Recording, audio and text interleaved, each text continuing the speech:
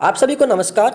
5000 IT electrician question की series के 24वें part में आपका स्वागत है। अगर आपने सीरीज के बाकी के पार्ट नहीं देखे तो आप जाकर चैनल पर देख सकते हैं, वहां पर आपको पूरी प्लेलिस्ट जो है मिल जाएगी। साथियों, आज से 5 से 10 सालों में जितने भी आईटीआई टेक्निकल बेस के जो एग्जाम हुए थे उनमें जो क्वेश्चंस आए हुए थे उन सभी क्वेश्चंस को अपन जो है यहाँ पर एक सीरीज में लेकर आए, जिसमें अपन ने जो है यहाँ पर 5000 क्वेश्चन को यहाँ पर टारगेट किया हुआ है। अगर आप आईटीआई कर रहे हैं, फिर आईटीआई करने की सोच रहे हैं, तो ये वीडियो या सीरीज आपके लिए बहुत ही हेल्पफुल होने वाली है। ये सीरीज आपके लिए उन एग्जाम में हेल्पफुल होगी जैसे Delhi metro, Noida metro, Jaipur metro, Lucknow metro और आगरा मेट्रो, बिजली विभाग के जो एग्जाम होते हैं पावर ग्रिड के, और साथ ही यूपीपीसीएल, जेवीएनएल, टेक्निकल हेल्पर के जो एग्जाम है राजस्थान में, और लोको पायलट ग्रुप डी जैसे रेलवे के जो एग्जाम है, उन सभी में ये सीरीज आपके लिए बहुत ही हेल्पफुल होने वाली है।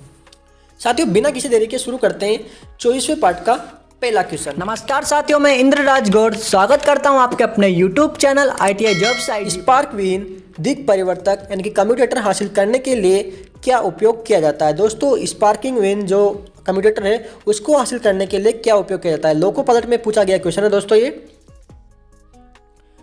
इसका जो आपका राइट आंसर होगा वो है इंटरपोल। इंटरपोल का उपयोग करके अपन जो है स्पार्क विहीन जो है दिक् कम्यूटेटर यानी कि प्रयोग कर सकते हैं। अगला क्वेश्चन, किसी आर्मेचर वाइंडिंग का संवाहक निम्नलिखित में से किस पर दिक् परिवर्तन से जोड़ा जाता है? दोस्तों, आप यहाँ पर देख सकते हैं जो आर्मेचर वाइंडिंग है उसका संवाहक निम्न में से किस पर दिक् परिवर्तन से जोड़ा जाता है, यानी कि जो कम्यूटेटर होता है उससे जोड़ा जाता है। तो आपका जो राइट आंसर होगा वो है राइजर पर। राइजर क्या होता है आप यहाँ पर देख सकते हैं। नेक्स्ट क्वेश्चन, किसमें श्रेणी और शंट क्षेत्र प्लग्स का उत्पादन करते हैं जो समान दिशा में कार्य करते हैं? किसमें श्रेणी और शंट क्षेत्र प्लग्स का उत्पादन करते हैं जो समान दिशा में कार्य करते हैं? दिल्ली मेट्रो में पूछा गया क्वेश्चन से, तो यहाँ पर आपका जो राइट आंसर होगा वो संचय कंपाउंड जनित्र। संचय कंपाउंड जनित्र में श्रेणी और शंट क्षेत्र प्लग्स का उत्पादन करते हैं जो समान दिशा में कार्य करते हैं। नेक्स्ट क्वेश्चन है, निम्नलिखित में से किस कम्यूटेटर विधि में इंटरपोल का प्रयोग किया जाता है जिसके कारण घूर्णन की दिशा में अग्रवर्ती होने की आवश्यकता नहीं होती है? तो यहाँ पर जो आपका राइट आंसर होगा वह है इंटरपोल। नेक्स्ट क्वेश्चन है, आर्मेचर प्रतिक्रिया का प्रभाव चुंबकीय उदासीन अक्ष को किसकी ओर स्थानांतरित करना होता है? दोस्तों, आर्मेचर प्रतिक्रिया जो आर्मेचर रिएक्शन का प्रभाव होता है चुंबकीय उदासीनता अक्ष को किसकी ओर स्थानांतरित करना होता है? तो यहाँ पर जो आपका राइट आंसर होगा वो है जनित्र के लिए घूर्णन की दिशा। नेक्स्ट क्वेश्चन है, जब मोटर का आर्मेचर चुंबकीय क्षेत्र में घूर्णन करता है। दोस्तों, जो मोटर का आर्मेचर होता है, आप आर्मेचर का जो डायग्राम है वो यहाँ पर देख सकते हैं। इसमें जो है दोस्तों, जब आर्मेचर जो है इसके अंदर यहाँ पर घूर्णन करेगा तो यहाँ पर चुंबकीय बल की रेखाओं को काटता है। ठीक है, यहाँ पर जो है क्या करेगा, ये चुंबकीय बल रेखाओं को काटेगा। तो इसमें क्या होगा? तो दोस्तों, इसका जो राइट आंसर होगा विद्युत वाहक बल प्रेरित होगा। क्या होगा? जब यहाँ पर आपका ये आपका चुंबक हो गया N और S, इसमें क्या हो गया आपका आर्मेचर हो गया। ठीक है, ये हो गया आपका आर्मेचर। अब ये अगर घूर्णन करेगा आपका ऐसे करके, तो इसमें क्या होगा, यहाँ से जो प्लग्स आ रहा है इधर,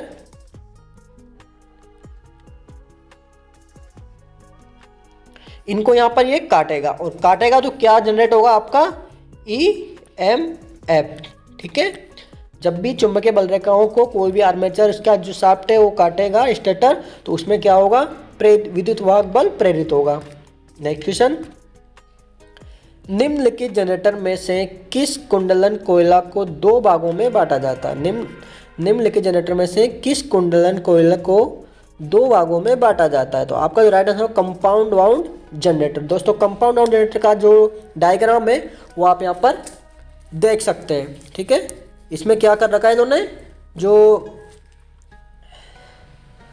वाइंडिंग है इसकी कुंडलन को दो भागों में बांट रखा है। नेक्स्ट क्वेश्चन है, एक पोल से दूसरे पोल के प्रभाव से गुजरने पर आर्मेचर के करंट में परिवर्तन को क्या कहा जाता है? दोस्तों, एक पोल से दूसरे पोल के प्रभाव से गुजरने पर आर्मेचर करंट में परिवर्तन को क्या कहा जाता है? तो आपका जो राइट आंसर है वो है कम्यूटेटर। कम्यूटेटर दोस्तों क्या होता है, इस तरीके से बना होता है। आप यहाँ पर डायग्राम में देखो, इस पर जो है आप देख रहे होंगे कि इसकी एक वाइंडिंग है और पीछे जो है कम्यूटेटर का ये भाग लिखा हुआ है। इस कम्यूटेटर में क्या होता है कि ये आर्मेचर में करंट में परिवर्तन करता है। नेक्स्ट क्वेश्चन है, जनरेटर के आर्मेचर में लेमिनेशन की मोटाई कितनी होती है? दोस्तों जो जनरेटर के आर्मेचर में लेमिनेशन की मोटाई कितनी होती है? तो इसकी जो मोटाई होती है वो होगी आपकी 0.35 mm से 0.5 तक। नेक्स्ट क्वेश्चन, जब आर्मेचर एक चुंबकीय क्षेत्र में घुमाया जाता है तो कंडक्टर चुंबकीय बल की रेखाओं को कटौती करके उसमें EMF प्रेरित करता है। ठीक है, जो हुआ EMF का विरोध करता है, इसे किस रूप में जाना जाता है? दोस्तों जब चुंबकीय क्षेत्र में आर्मेचर का जो है क्या होता है, घूर्णन होता है, इसमें जो EMF पैदा होता है वो EMF क्या करता है, उस प्रेरित EMF का जो है विरोध करता है। तो उसको क्या कहा जाता है? दोस्तों उसको क्या कहा जाता है, बैक EMF। जो EMF पैदा होता है चुंबकीय बल रेखाओं को काटने के द्वारा आर्मेचर के द्वारा, तो जो EMF पैदा होता है वो उसका विरोध करता है, तो उसको क्या कहा जाता है दोस्तों, बैक EMF। अगला क्वेश्चन दोस्तों, आर्मेचर प्रक्रिया मुख्य चुंबकीय क्षेत्र पर आर्मेचर चुंबकीय क्षेत्र का एक प्रभाव है। आर्मेचर प्रक्रिया मुख्य चुंबकीय क्षेत्र पर आर्मेचर चुंबकीय का क्षेत्र का एक प्रभाव है। इसका जो राइट आंसर होगा मेन फील्ड फ्लक्स। अगला क्वेश्चन, यदि शंट फील्ड के कारण वोल्टेज में जो लोड से फुल लोड तक गिरावट स्विच फील्ड के कारण बढ़ती के बराबर हो तो टर्मिनल वोल्टेज स्थिर होगी। इस तरह के जनरेटर को क्या कहा जाता है? दोस्तों इस प्रकार के जनरेटर को जो कहा जाता है वो है लेवल कंपाउंडिंग जनरेटर। तो नेक्स्ट क्वेश्चन है, कम्यूटेशन विद्युत प्रभाव में एक परिवर्तन है जो कि आर्मेचर में किसके प्रभाव से गुजरने पर होता है? तो इसका जो राइट आंसर होगा एक ध्रुव से अगले ध्रुव की ओर। तो अगला क्वेश्चन है, जनरेटर वोल्टेज उत्पन्न करता है और इसे यांत्रिक ऊर्जा की आवश्यकता होती है। क्या करता है जनरेटर, क्या होता है दोस्तों, वोल्टेज को उत्पन्न करता है और इसको यांत्रिक ऊर्जा की आवश्यकता होती है, जबकि एक मोटर को उत्पन्न करती है। यानी कि दोस्तों जनरेटर क्या करता है, आपका वोल्टेज को उत्पन्न करता है और इससे क्या होती है, मैकेनिकल एनर्जी की आवश्यकता होती है। आप यहाँ पर जो है डायग्राम में देख सकते हैं कि जनरेटर क्या करता है, वोल्टेज जनरेट करता है, लेकिन मोटर क्या करती है, आपकी जो है यांत्रिक टॉर्क पैदा करती है। ठीक है, अगला क्वेश्चन है, यदि एक डीसी जनरेटर के ब्रूस होल्डर को रोकर से विद्युत रोधी नहीं किया जाए तो क्या होगा? दोस्तों एक डीसी जनरेटर के ब्रूस को रोकर से विद्युत रोधी नहीं किया जाए तो क्या होगा? तो यहाँ पर जो आपका राइट आंसर होगा, यंत्र में कम्यूटेटर में भारी स्पार्किंग देखने को मिलेगी। अगला क्वेश्चन, निम्नलिखित में से कौन सा ड्रम प्लेट पर स्पार्किंग से बचने के लिए लगाया जाता है? कौन सा ऐसा ड्रम है जो प्लेट पर स्पार्किंग से बचने के लिए लगाया जाता है? तो आपका जो राइट आंसर है प्रवाहकीय ग्रीस। नेक्स्ट क्वेश्चन है, किसमें जनरेटर के साथ पर इस तरीके से तांबे की दो तारें लगी होती है कि तारें शाफ्ट से रोधी स्थिति में इंसुलेटर करती है? तो आपका जो राइट आंसर होगा वो है स्लिप रिंग। स्लिप रिंग क्या होती है, तांबे की बनी होती है। आप यहाँ पर देख सकते हैं कि स्लिप रिंग किस प्रकार की होती है। इस प्रकार से जो है स्लिप रिंग को बनाया जाता है। अगला क्वेश्चन है, निम्नलिखित में से कौन सा जनरेटर 120 से 250 वोल्ट के उत्तेजक के रूप में उपयोग किया जाता है? दोस्तों ऐसा कौन सा जनरेटर है जो 120 से 250 वोल्ट के उत्तेजक के रूप में उपयोग किया जाता है? तो जो इसका जो राइट आंसर है वो है डीसी शंट जनरेटर, जो है 120 से 250 वोल्ट तक की उत्तेजक के रूप में प्रयोग किया जाता है। दोस्तों डीसी शंट जनरेटर आप देखेंगे कि उत्तेजक आखिर में क्या है। दोस्तों जो फील्ड है उसको उत्तेजक करने के लिए यहाँ पर एक्स्ट्रा जो है इसकी शाफ्ट पर जो है ये जनरेटर लगाया जाता है। ठीक है, शंट जनरेटर, इसलिए इसको शंट जनरेटर का इसमें यहाँ पे उपयोग किया जाता है। आप यहाँ पर डायग्राम में देख सकते हैं। नेक्स्ट क्वेश्चन है, बड़ी मशीनों में पोल किससे बने होते हैं? दोस्तों जो बड़ी मशीनें होती है, DMR से मेंटेन में पूछा गया 2018 में कि बड़ी मशीनों में पोल किससे बने होते हैं? तो आपका जो राइट आंसर होगा यहाँ पर वह है शीट स्टील लेमिनेशन के जो है यहाँ पर बड़ी मशीनों के पोल बने होते हैं। तो अगला क्वेश्चन है, आर्मेचर कोर क्या प्रदान करता है। दोस्तों जो आर्मेचर कोर होती है वो क्या प्रदान करती है, तो आपका जो राइट आंसर चुंबकीय फ्लक्स में रिलक्टेंस पैदा करता है। जो आर्मेचर कोर होती है वो क्या करती है, चुंबकीय फ्लक्स में रिलक्टेंस पैदा करती है। नेक्स्ट क्वेश्चन है, आर्मेचर प्रतिक्रिया में किसके लिए चुंबकीय न्यूट्रल अक्ष पर रखा जाता है। दोस्तों यहाँ पर जो आपका राइट आंसर होगा वह है आर्मेचर प्रतिक्रिया को कम करने के लिए। तो अगला क्वेश्चन है, आर्मेचर कुंडलन का उपयोग आर्मेचर के आकार और माप को किसके साथ ठीक करने के लिए किया जाता है। तो आपका जो राइट आंसर एनिमल तांबे की तार से। अगला क्वेश्चन है, एक कम्यूटेटर के आसन क्षेत्र में जुड़े किसी कुंडली के शुरुआती तथा समाप्ति के चारों को किसके रूप में जाना जाता है। दोस्तों यहाँ पर जो आपका राइट आंसर होगा वह है लेप वाइंडिंग। एक कम्यूटेटर के आसन क्षेत्र से जुड़े किसी कुंडली के शुरुआती तथा समाप्ति के चारों छोरों को किसके रूप में जाना जाता है। तो आपका जो आंसर होने वाला है वो है लेप वाइंडिंग में। अगला क्वेश्चन है, आर्मेचर प्रतिक्रिया आर्मेचर विद्युत द्वारा पर निर्मित किए गए चुंबकीय क्षेत्र का एक प्रभाव है। दोस्तों आर्मेचर प्रतिक्रिया आर्मेचर विद्युत द्वारा पर निर्माण किए गए चुंबकीय क्षेत्र का एक प्रभाव है। तो आपका राइट आंसर हुआ है चुंबकीय क्षेत्र फ्लक्स। अगला क्वेश्चन है, इंटरपोल पद्धति में इंटरपोल को मुख्य पोलों के बीच रखा जाता है ताकि। दोस्तों इंटरपोल पद्धति में इंटरपोलों को मुख्य पोल के बीच में क्यों रखा जाता है, क्योंकि यहाँ पर जो है स्पार्किंग कम हो सके। ठीक है, इंटरपोल क्या होता है कि आप यहाँ पर देख सकते हैं कि इंटरपोल किस प्रकार के दिखते हैं और किस प्रकार के बने होते हैं। अगला क्वेश्चन है, किसी डीसी जनरेटर में अधिकतम ईएमएफ तब उत्पन्न होता है जब। दोस्तों एक डीसी जनरेटर है उसमें अधिकतम ईएमएफ तब उत्पन्न होगा जब क्या होगा, आपका प्रवाह फ्लक्स के परिवर्तन की दर अधिकतम होगी। दोस्तों जो फ्लक्स परिवर्तन है जो एन से एस की तरफ जो फ्लक्स आ रहा है उसमें परिवर्तन की दर जो है अधिकतम होगी, तब क्या होगा यहाँ पर ईएमएफ में जो है अधिकतम उत्पन्न होगा। अगला क्वेश्चन है, किसको हासिल करने के लिए डीसी जनरेटर समांतर क्रम में चलाए जाते हैं। दोस्तों अगर डीसी जनरेटर को अपन समांतर क्रम में चलाएंगे तो उसका जो बेनिफिट होगा वो क्या होगा। तो आपका जो राइट आंसर है वो उच्च विश्वसनीयता पाने के लिए अपन को यहाँ पर जो है डीसी जनरेटर को यहाँ पर समांतर क्रम में चलाया जाता है। अगला क्वेश्चन है, डीसी शंट जनरेटर को और क्या कहा जाता है। दोस्तों डीसी शंट जनरेटर को और क्या कहा जाता है। तो आपका जो राइट आंसर है वो है नियत वोल्टेज जनरेटर भी कहा जाता है। दोस्तों नियत वोल्टेज जनरेटर जो है डीसी शंट जनरेटर को भी कहा जाता है। डीसी शंट जनरेटर कैसा दिखता है आप यहाँ पर देख सकते हैं इस डायग्राम में कि डीसी शंट जनरेटर जो है कैसा दिखता है। अगला क्वेश्चन है,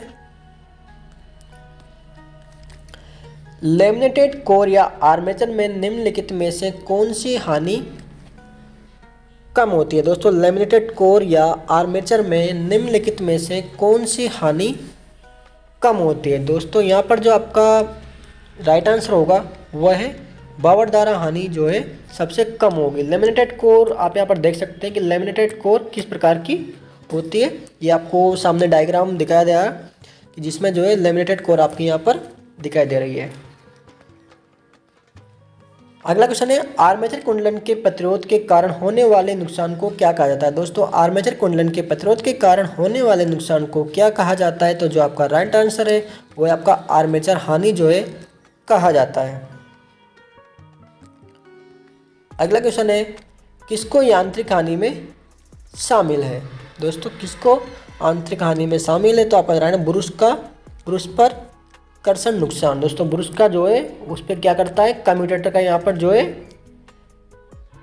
घूमता है। ये हो गया आपके ब्रुश और यहाँ पर जो है कम्यूटेटर घूमता है। तो यहाँ पर क्या होता है, यहाँ पर घर्षण होता है दोनों जगह पे। ठीक है, इसलिए इसको ब्रुश का घर्षण नुकसान कहा जाता है। अगला क्वेश्चन है, एक सरल और आम विधि जो आर्मेचर वाइंडिंग शॉर्ट और ओपन कॉइल की जांच करने के लिए उपयोग किया जाता है वो किस सहारे किया जाता है। दोस्तों एक सरल और आम विधि जो आर्मेचर वाइंडिंग शॉर्ट और ओपन कॉइल की जांच करने के लिए किया जाता है, ये किसके सहारे से किया जाता है? तो आपका जो राइट आंसर है वो है ग्राउलर के माध्यम से जो है इसका किया जाता है। साथियों अगला क्वेश्चन है 128 लटों वाले एक 8 पोल आर्मेचर वाइंडिंग के लिए 50 दांतों तक फैले हुए कॉइल को क्या कहा जाता है? तो दोस्तों इसको क्या कहा जाता है? इसको एक स्लॉट पिच द्वारा शॉर्ट कोटेड कहा जाता है। अगला क्वेश्चन दोस्तों BRTG में पूछा गया है कि एक निश्चित दी हुई गति पर DC जनरेटर की ओपन सर्किट विशेषता इनमें से किसके बीच उल्लेखित की गई है? DC जनरेटर की ओपन सर्किट विशेषता किसके बीच उल्लेखित की गई है? तो जो आपका राइट आंसर होगा वो नो लोड वोल्टेज और फील्ड वोल्टेज के बीच में। साथ ही आपका जो राइट आंसर है वो है DC मशीनों में आर्मेचर रिएक्शन के प्रभाव को कम करने के लिए इस्तेमाल किए जाने वाले इंटरपोल में। दोस्तों DC मशीनों में आर्मेचर रिएक्शन के प्रभाव को कम करने के लिए इस्तेमाल किए जाने वाले इंटरपोलों में क्या किया जाता है? तो यहाँ पर जो आपका राइट आंसर होगा वो है कम संख्या में मोटे तार से निर्मित टर्न होते हैं। कम संख्या में मोटे तार से निर्मित टर्न होते हैं। अगला क्वेश्चन दोस्तों किसी DC जनरेटर में मेन पोल की तुलना में इंटरपोल की पोलैरिटी क्या होती है? दोस्तों किसी DC जनरेटर में मेन पोल की तुलना में इंटरपोल की पोलैरिटी क्या होती है? तो जो आपका राइट आंसर होगा इसके आगे घूर्णन की दिशा में अगले मेन पोल की ध्रुवता के समान। इसके आगे घूर्णन की दिशा में अगले मेन पोल की ध्रुवता के समान। साथियों अगला क्वेश्चन है 0.75 mm लंबा एक motor armature conductor 4 weber per metre square वाले एक फ्लक्स डेंसिटी के संपर्क में आता है। कंडक्टर पर लगने वाली बल की गणना करें जब आर्मेचर इलेक्ट्रिक करंट 5 एम्पियर होता है। साथियों इसका राइट आंसर होगा वो है 15 न्यूटन। साथियों अगला क्वेश्चन है भंवर धारा हानियाँ DC मशीन के किस भाग में होती है? दोस्तों DC मशीन के किस भाग में जो है भंवर धारा हानियाँ होती है? दोस्तों आर्मेचर में जो है भंवर धारा हानियाँ देखने को मिलती है। अगला क्वेश्चन है साथियों इलेक्ट्रिकल मशीन में किसको कम करने के लिए कोर को लैमिनेटेड किया जाता है? दोस्तों कोर को लैमिनेटेड करने के लिए यहाँ पर जो है भंवर धारा हानियों को यहाँ पर कम करने के लिए यहाँ पर किया जाता है। साथियों ये सभी क्वेश्चंस ओल्ड एग्जाम में आए हुए हैं। IT इलेक्ट्रिशियन के जो पुराने एग्जाम होते हैं दिल्ली मेट्रो, नोएडा मेट्रो और पावर ग्रिड, साथ ही लोको पायलट जैसे एग्जामों में यहाँ पर देखे गए। तो दोस्तों ये क्वेश्चन ही जो कि आपके कंपनी एग्जाम में आगे देखने को मिलेंगे, क्योंकि जो रिपीट होने के जो चांसेस होते हैं वो 80 से 90% चांस होते हैं और यहीं से जो है क्वेश्चन पुटअप होते हैं। इसलिए आप इन क्वेश्चनों को इस सीरीज़ को अच्छे से रीड कर लीजिए ताकि आपको जो है सारे एग्जाम जो है आसानी से दे सके। अगला क्वेश्चन है साथियों पृथक उत्तेजित जनरेटर में क्षेत्र कुंडलन किसमें जुड़े होते हैं? दोस्तों एक पृथक उत्तेजित जनरेटर होता है, इसमें क्षेत्र कुंडलन किससे जुड़े होते हैं? तो आपका जो राइट आंसर है वो है स्रोत के साथ श्रेणी में। तो अगला क्वेश्चन है यदि सीरीज वाइंडिंग को आर्मेचर के साथ श्रेणी में जोड़ा जाता है और फिर शंट वाइंडिंग को संयोजन के समांतर में जोड़ा जाता है तो इस तरह का संयोजन एक जनरेटर का निर्माण करेगा। तो दोस्तों कौन सा जनरेटर होगा आपका? वो लॉन्ग शंट कंपाउंड जनरेटर होगा। दोस्तों आप यहाँ पर देख सकते हैं इस डायग्राम में कि सीरीज वाइंडिंग को आर्मेचर के साथ श्रेणी में जोड़ा जाता है और फिर शंट वाइंडिंग को संयोजन के समांतर क्रम में जोड़ा जाता था। आप यहाँ पर देखेंगे कि ये आपकी सीरीज वाइंडिंग हो गई, इसमें फिर आर्मेचर के सीरीज में जोड़ा जाता है।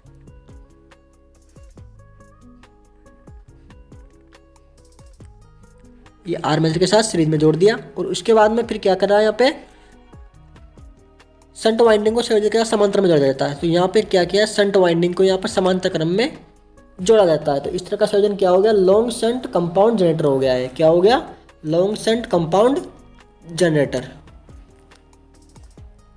अगला क्वेश्चन है DC मशीन के किस भाग को बार बार मरम्मत की आवश्यकता होती है? दोस्तों DC मशीन का ऐसा कौन सा भाग है जिसको बार बार मरम्मत की आवश्यकता होती है? वो है ब्रश और कम्यूटेटर जो है, क्योंकि ये क्या होते हैं लगातार कम्यूटेटर पर जो इनका घर्षण होता रहता है। तो अगला क्वेश्चन है किसी मोटर को एक जनरेटर के रूप में कार्य करने के लिए उसमें क्या होना चाहिए? दोस्तों किसी मोटर को एक जनरेटर के रूप में कार्य करने के लिए उसमें क्या होना चाहिए? तो आपका जो राइट आंसर होगा रोटर को इसके स्टेटर की तुलनात्मक गति से अधिक तेज गति से घूर्णन करना चाहिए। रोटर को इसके स्टेटर की तुल्यकालिक गति से अधिक तेज गति से घूर्णन करना चाहिए। नेक्स्ट क्वेश्चन डीसी जनरेटर में ध्रुवों की संख्या और आर्मेचर चालकों की संख्या नियत होती है। निम्नलिखित में से कौन सी कुंडली अपेक्षाकृत उच्च विद्युतवाहक बल प्रदान करेगी? तो दोस्तों इसका जो राइट आंसर होगा वो है आपका तरंग कुंडली, वेव वाइंडिंग जो है उच्च विद्युतवाहक बल प्रदान करेगी। तो अगला क्वेश्चन है, असंतृप्त डीसी मशीन की आर्मेचर प्रतिक्रिया के परिणाम स्वरूप उत्पन्न प्रभाव क्या होता है? दोस्तों असंतृप्त डीसी मशीन की आर्मेचर प्रतिक्रिया के परिणाम स्वरूप क्या प्रभाव उत्पन्न होती है? तो यहाँ पर जो आपका राइट आंसर होगा वो है प्रति चुंबकीय क्रॉस मैग्नेटाइजिंग। तो अगला क्वेश्चन है, डीसी मोटर में बैक ईएमएफ या पश्च विद्युत वाहक बल की अवधारणा आधारित है, वो किसके आधार पर है? लेंज के नियम के अनुसार। साथियों ये सभी क्वेश्चन जो है बहुत ही इंपॉर्टेंट होने वाले हैं, इसलिए इन क्वेश्चनों को आप अच्छे से रीड कर लीजिए। और दोस्तों आपके जो भी साथी हो जो ITI कर रहे हैं या फिर कॉम्पिटिटिव एग्जाम की तैयारी कर रहे हैं तो उनके साथ इस वीडियो को शेयर कीजिए। आई होप आपको वीडियो पसंद आएगी। आपका कोई भी डाउट है तो आप कमेंट बॉक्स में कमेंट कीजिए। मिलते हैं नेक्स्ट वीडियो में, तब तक के लिए जय Hind. Subscribe now and press the bell icon. Never miss an update.